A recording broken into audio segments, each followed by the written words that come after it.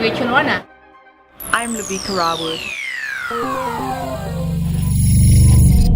For more information on the work that we do and how you can help us to help others, please visit our website www.secondchances.org.za. In Junior Achievement South Africa, its focus is really to expose youngsters within high school and out of school to entrepreneurial thinking, and ours is focused at high school from grade 10 to 12. I'm very big on youth empowerment and making a difference and touching lives and impacting the lives of our young people. That's practically what I do with my foundation as well, and ever since I was crowned as Miss SA. The goal of the magazine is to basically share information that will be able to assist small business owners. You're listening to The Social Show with Viet Chilwana And Lubika Rawood, live on brandlive.co.za. Good morning, Mzansi. Good morning. It is a beautiful Friday morning. I know I'm so excited for the weekend. It's going to be amazing. I'm going to curl up in bed with a book and some coffee, and I'm just going to ride this one out. I don't know what plans you have. Whatever you do, stay warm and stay indoors. I'm not sure if this weather is going to change, but hopefully next week we're going to see a little bit of the sun and a little bit of some smiles. Everyone's gloomy in the studio. Everyone's gloomy outside the studio.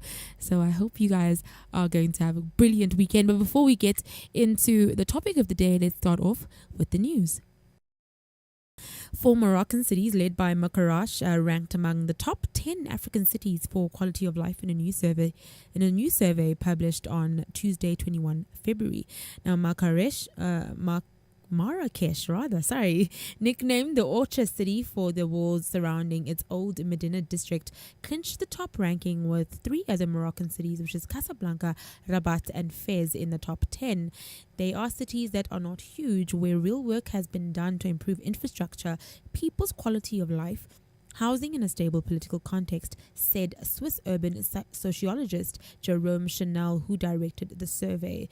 Now, the study of 100 cities, which includes all of the continent's capitals and its largest urban centers, was based on criteria such as social and living conditions, infrastructure, governance, and environment. Now, Johannesburg and Cape Town scored 2nd and 9th respectively, while Egypt also had 2 cities in the top 10, which is Alexandria and Cairo, in the first survey focusing on life in African cities for ordinary people.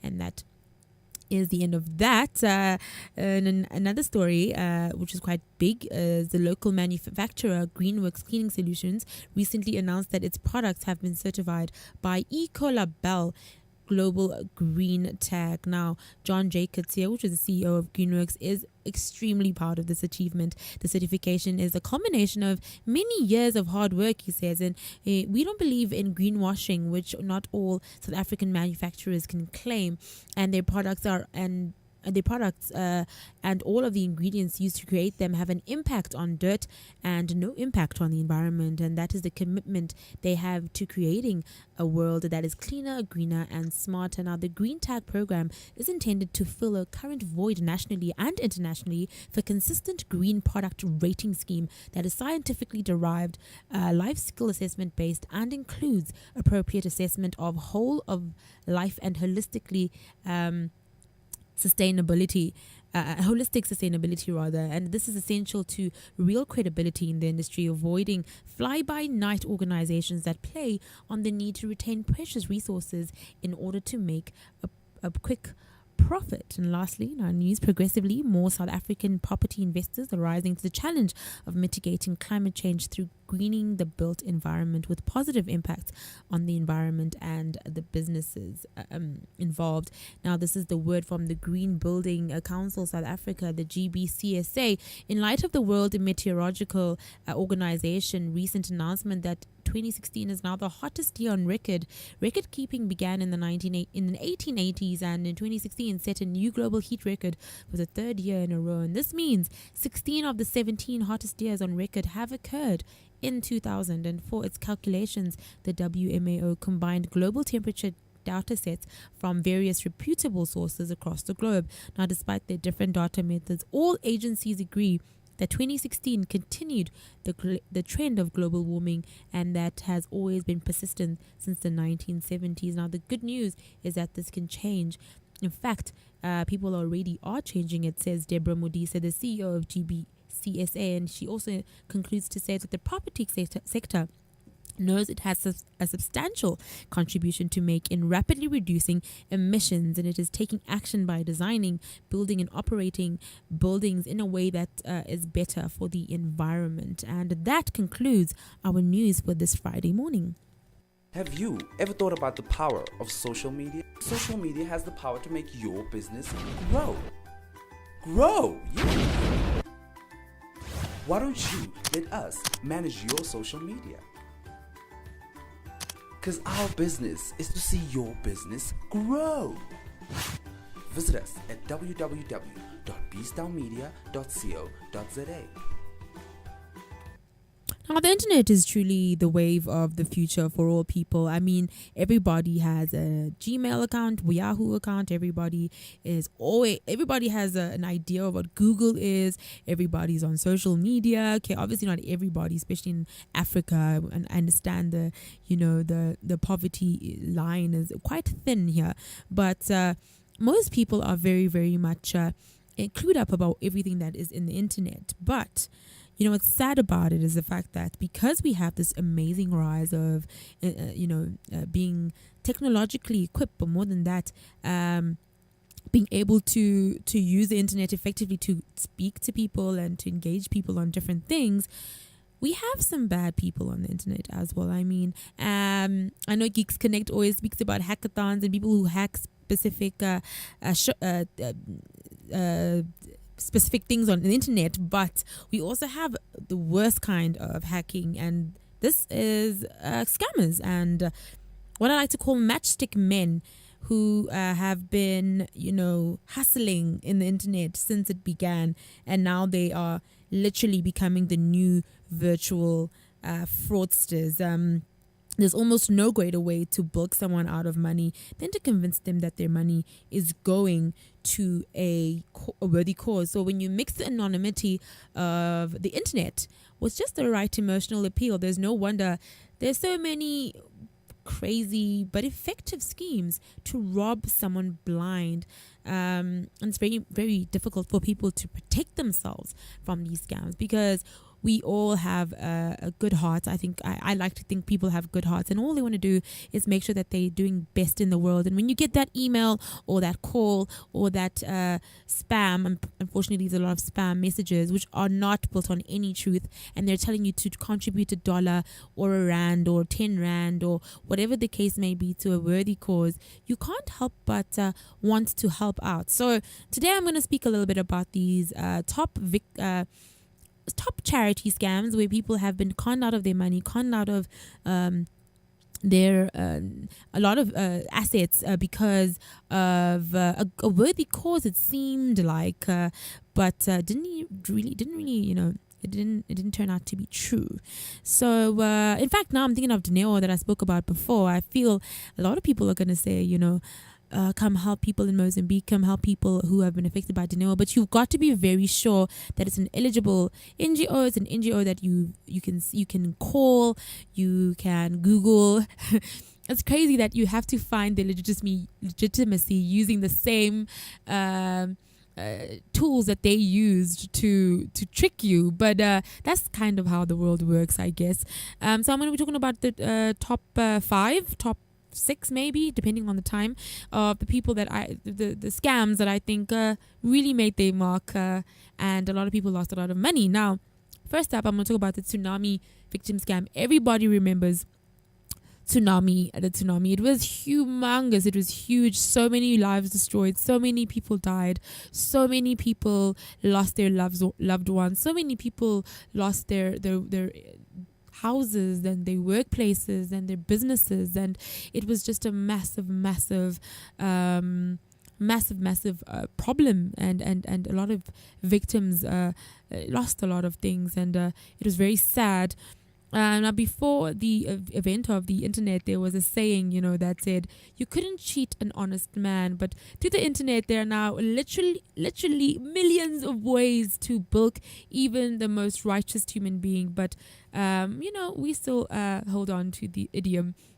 There was a big scam that happened for the tsunami victim scam, which was Mike and Carol Hall, who were visiting the Far East in 2004 when people said that tsunami disaster struck, and they were unfortunately killed. So the story was Mike and Carol Hall were visiting the Far East in 2004 and the tsunami disaster struck. Cool.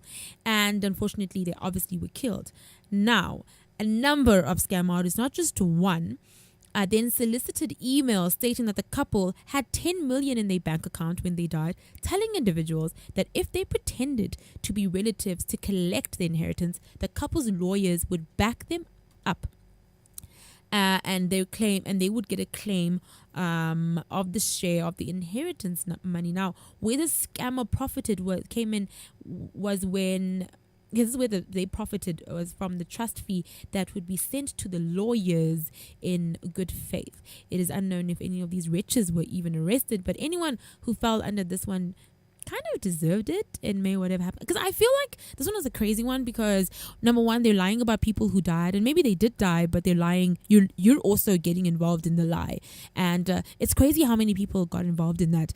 But the scammers actually got a lot of money, because what you would have to do then is send money in good faith to the lawyers so that they could trust what you were saying. So it was fraud on all fronts, and it's so sad that they used this terrible tragedy,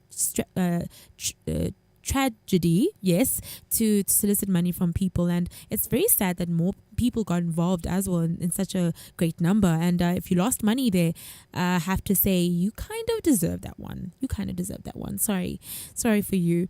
Another big scam was the Foundation of Hope scam. Now, there are literally thousands of email scams out there, but most of them are very transparent to the untrained eye. The Foundation of Hope email scam is different in that that the misleading email is actually very convincing and professional in its appearance, making a heartfelt plea to Mark to donate to disadvantaged Canadian youth. Now, the commendable people of scam warners.org deserve the credit for notifying people of the scam, and a few others like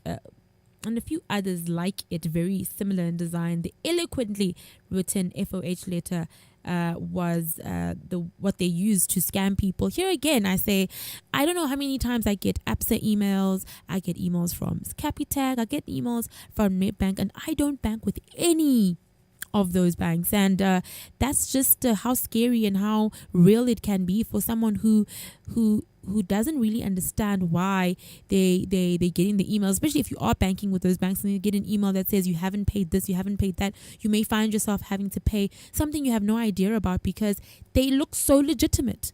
The letter is eloquently written. You have a number to call. You have somebody a reference number. You have somebody who's going to be on the line telling you, guiding you, getting your personal information. And it scares me so much because I feel so many people are being tricked every single day. I don't know how many times back in the day when you'd get SMSs from John, Peter, Paul, Sandra, Kosi, whoever, telling you that you had won a specific amount of money from your last recharge or whatever the case may be, and you need to call a specific number. I can't even imagine how many people were scammed using those kinds of really eloquently written SMSs. Those SMSs that seem too good to be a lie. You know, when you're looking at it and you're like, well, they know my name and my surname, so there has to be some sort of truth to it. But I mean, obviously, a lot of them were found out, and a lot of people were saved out of being conned out of all of their money.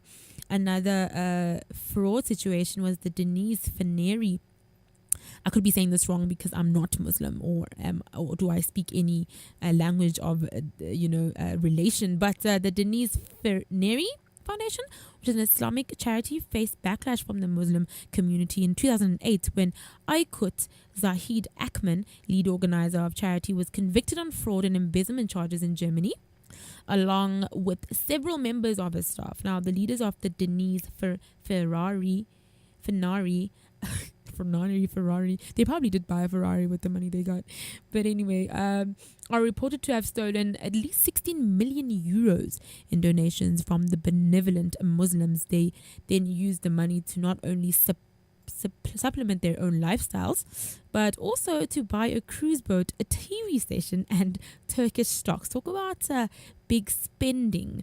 Now, Aykut Zahid Akman was sentenced to 69 months in a German prison, while his staff received lighter sentences with the maximum security prisons. And I think there's been quite a big hectic debate going around as to how much time people who commit fraud should get, and I think they should get the maximum time, because a lot of them are cheating people out of their retirement money, they're cheating people out of their last cent, but more than that, using goodwill to just for your lavish lifestyle. It seems so it's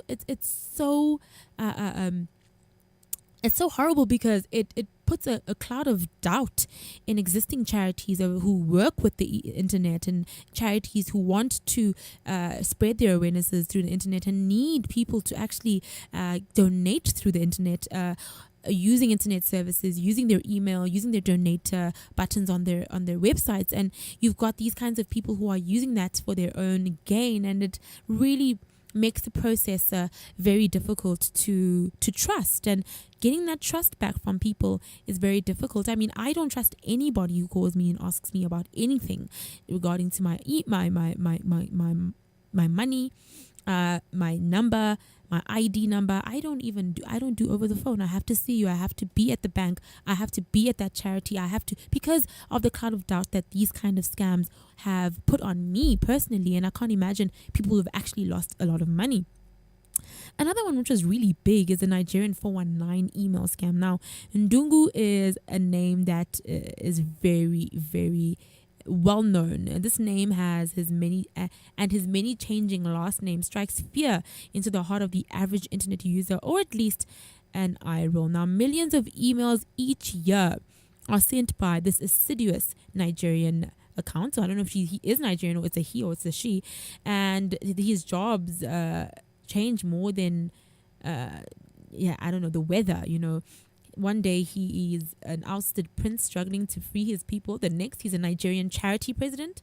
The next, he'll be a sweet little boy trying to survive amidst African poverty. Now, Ndungu always needs money, no matter how many people help him with his plight. Now, first of all, we have to just say Africa isn't as poor as a lot of people believe. It is poor, but I think the idea that people have is that everywhere in Africa, especially like in foreign countries, especially like the developed countries, Africa seems like a desert with like one shop, and like everybody is sick and everybody just is going through the most. And it's not like that everywhere. There are a lot of places where you can see the cities, you can see a lot of economic progress in Africa. So that's the first thing that I think needs to ring true. Whenever we think of these scams, a lot of the time it's an African charity. It's a charity that is in some African country experiencing famine, poverty, experiencing the most. And we need to squash this stereotype that everywhere in Africa there's famine, because that is exactly what's going to happen if you are ignorant. What's going to happen is people are going to play on that because you don't know enough. So maybe know up a little bit, read up a little bit about Africa, read up a little bit more about the charities that exist and the charities that have a strong backbone, so that you aren't a victim of the scams. But anyway, Ndungu doesn't exist, and he's just a cover, obviously, of the longest running and efficient internet scams in the world. Now, the 419 isn't a Nigerian area code, it's a penal code for which this crime falls under. Now, the 419 scam may be the oldest mass communication scam there is, as old as the 1980s. It was done via fax machines, but due to the fact that the design of the 419 scam has been one of the most basic confidence tricks for the centuries, we would consider the 419 scam to have existed long before the 1980s. And that's crazy that people have been scamming other people since the 1980s. So the internet just opened up a portal for people to just really set up the false accounts, really set up the internet scams in a way that is untraceable, in a way that is continuous. And as much as there can be people who are trying to save, like web scammers, scamwarners.org and etc., I don't think it's about to end. I just think we need to be more vigilant as internet users. We need to be smarter in the way that we donate our money. We need to know a little bit more about the charities and have a good idea of the kind of place and the kind of area in which the charity may be situated. I mean, if somebody says we are in a specific town, and this is what we're experiencing now. For instance, people could say, Dineo struck Johannesburg, and Johannesburg is now in tatters because of Dineo, and you don't know enough about Johannesburg, so you fall into the scam rather, because of your ignorance. So it's very important that you understand the problems facing the people of that specific NGO, whatever NGO it is, that it can ring true to the NGO. Do you know what I mean? So you have to know exactly what it is that you're getting yourself into if you don't want to be scammed. And I mean, it's so easy for these people to scam because they have set up offices to scam. They have set up landlines to scam. They have set up so many different things to scam you, yes. And they don't have any problem in regards to that. They don't have no problem lying about good, lying about charity, lying about organization, trying to help people live better lives just to get a quick buck out of you. So you have to be vigilant. And lastly, one of the biggest, I think, charity scams has to be the 9/11 charity scam. Now, it's hardly a stretch to say that the tragedies of 9/11 not only transformed American culture and consciousness, but also changed the way the world thinks of America. Now, 9/11 may be the ultimate source of the U.S. triumph and failure within this decade, domestic and abroad. The unspeakable crimes that took place in 9/11 caused royalty, elitists, politicians, and even entertainment giants to waste no effort in financially curtailing the impact of 9/11 attacks. And while America suffered through its darkest hour, fraudulent and opportunistic animals committed their darkest deeds. Now, 9/11 set the criminal standard for using the internet to take advantage of a crisis. Every internet-based scam that has been included in the list that I've spoken about used or originated from the 9/11 internet frauds. Now, through relief scams, false charities, variations of the 419 scam, cyber hustlers, literally every trick in the book was used to dupe and steal from financial contributors worldwide. 9/11 charity fraud may be unique in some cases, as it involved individuals stealing from legitimate charities rather than donating to non-existing ones. That's one of the differences. And also, a former Navy officer who was looking at the Pentagon of 9/11 faced trial for allegedly faking a leg injury to collect $300,000 from a victim's fund. When the case dreadlocked, his wife was eventually tried, which was also resulted in a hung jury. Also, 9/11 may have set the standard for fraud and opportunistic disasters when people are most emotionally vulnerable, but not everyone walks into the well-laid traps of these internet perpetrators. 9/11 and the fraud that ensued also awakened individuals to the dangers of the world outside of American borders within their own broadband. So again, as I said, as much as we are getting scammed, a lot of new information is coming out, and a lot of new information is teaching a lot of individuals on how to avoid to get scammed. So in a brighter or positive note, there's a lot of new ways for you to spot a scam from a mile away. Whether or not it's a good email that sounds really legit, whether or not you know the name of the initiative, like 9/11, people knew about it, and the people still now are a little bit more active in how they experience and give off their money. And I just hope none of you have any scam stories. But if you do, please don't forget that you can get us on our social mediums all the time. It's Social One TV on Twitter, as well as CSI _ TV _ CSI. Everyone is laughing because they know I don't know. Anyway, thank you guys for listening in. I will get you all again on Monday. Have a beautiful weekend. Stay indoors, stay warm. More than 8.1 billion rand was invested in CSI initiatives in the year 2015. Initiatives that want to save our planet, lift people out of poverty, and advance economic inclusion. Join me, Viwe Cholwana, as I unpack the projects that are aiming to move South Africa forward every week from 4 to 5 p.m. on The Social Show. Brandlive.co.za. harnessing the power of talk radio. The Social Show is the only show that gives you updated content on all things CSI. The show will interrogate and report on the latest initiatives that are supported, developed and initiated by the public and private sector. Hosted by myself, Viwe Cholwana, And me, Labika Robert, every week from 4 to 5 p.m. Hear it on brandlive.co.za. See it on social-tv.co.za. brandlive.co.za, harnessing the power of talk radio.